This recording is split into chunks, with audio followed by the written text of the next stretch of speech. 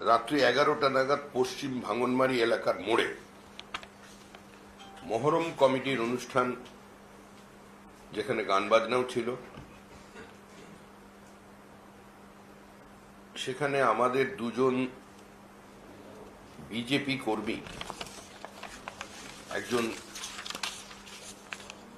সুজিত দাস বয়স 23 এবং আরেকজন প্রৌঢ় সুধীর চন্দ্র পাইক 65 বছরের এই মানুষকে মাছ দিয়ে পিটিয়ে খুন করা হয়েছে।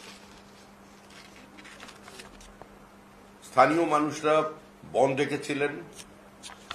ঘটনাস্থলে পুলিশ পৌঁছানোর পর এই মৃত্যুকে রহস্যজনক কিংবা তড়িতাহত হয়ে মৃত্যু হয়েছে এ ধরনের বক্তব্য তারা রাখছেন।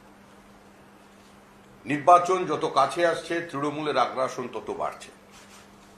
মাওবাদীদের কায়দায় অতীতে বিজেপি কর্মীদের খুন করে হাইটেনশন ওয়্যারে ঝুলিয়ে দিয়ে তারা সেই মৃত্যুকে আত্মহত্যা বলে চালিয়েছেন।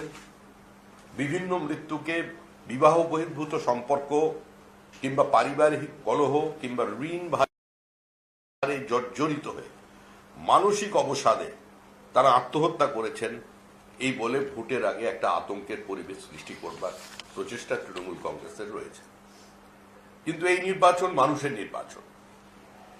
এই নির্বাচনে তৃণমূল কংগ্রেস যতই খুন করুক না কেন, যতই গুলি চালাক না কেন, যত বিজেপি কর্মীকে ফাঁস দিয়ে ঝুলিয়ে রাখুক না কেন, মাওবাদীদের কায়দায় তারা যে কোনো ধরনের অত্যাচার চালাতে পারে, কিন্তু মানুষ সঙ্গবদ্ধ।